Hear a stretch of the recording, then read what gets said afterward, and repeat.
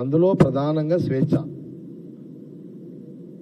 పత్రికా స్వేచ్ఛ అనుకోండి, ప్రజల అవసరాలు హక్కులు మాట్లాడే స్వేచ్ఛ అనుకోండి,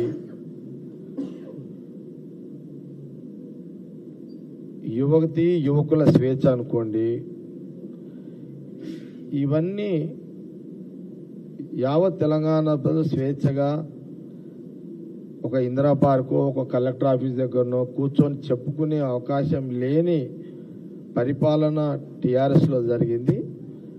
అది కాంగ్రెస్ గవర్నమెంట్ వచ్చిన తర్వాత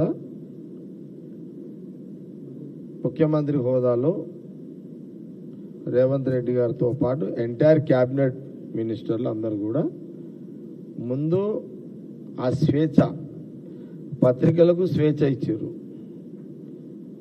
ఇందిరా పార్క్ పూర్తిగా స్వేచ్ఛ ఇచ్చేసారు. ఎవరంటే వాళ్ళు పోయి వాళ్ళ డిమాండ్స్ మీద అక్కడ ధర్నాలు చేసుకునే స్వేచ్ఛ ఇచ్చారు. జిల్లాలో కలెక్టర్ ఆఫీసుల దగ్గర పూర్తిగా స్వేచ్ఛ ఇచ్చారు. ఎవరైనా వాళ్ళకైనా సమస్య వస్తే ప్రభుత్వం దృష్టికి తీసుకెళ్లడానికి జిల్లా కలెక్టర్లను కలుసుకునే స్వేచ్ఛ ఇచ్చారు. సెక్రటేరియట్లో మీడియా అందరూ పోయి ఏం జరుగుతుంది ఏంది అని తెలుసుకునే స్వేచ్ఛ ఇచ్చారు. రోడ్డు మీద సెక్రటేరియట్ రోడ్డు మీద ఉన్న జర్నలిస్టులకు సెక్రటేరియట్లో పోయి అధికారులకు ఏం జరుగుతుంది మంత్రులను కలిసే స్వేచ్ఛ ఇచ్చింది. ఇది చాలా ముఖ్యమైన అంశం. తెలంగాణ కాంగ్రెస్ గవర్నమెంట్ వచ్చిన తర్వాత రాహుల్ గాంధీ గారి యొక్క నాయకత్వంలో కాంగ్రెస్ పార్టీ, ముఖ్యమంత్రి రేవంత్ రెడ్డి గారు, ఇది మొదటి సక్సెస్ఫుల్ ఈ ప్రభుత్వంలో ఫస్ట్, అది మేజర్గా. సరే, దాని తర్వాత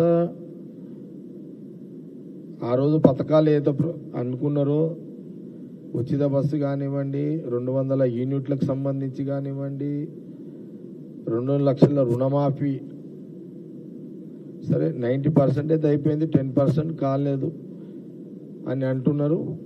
అది కూడా కొంత పెండింగ్ ఉంది. ఇప్పుడు 90 మర్చిపోతారు ఎవరైనా. ఆ కానిది ఆ 10% పరిచయం చేస్తున్నది అంత. ఇప్పుడంతా 90 ఇచ్చింది ఎటుపోయిందో. సరే, ఇవ్వడం అయితే ఇచ్చిర్రు. సన్న బియ్యం కానివ్వండి, లేకపోతే మొన్న 1,5-6 లక్షల మందికి మొన్న సంగారెడ్డి సభ ముఖ్యమంత్రి రేవంత్ రెడ్డి గారు అండ్ ఉత్తమ్ రెడ్డి గారు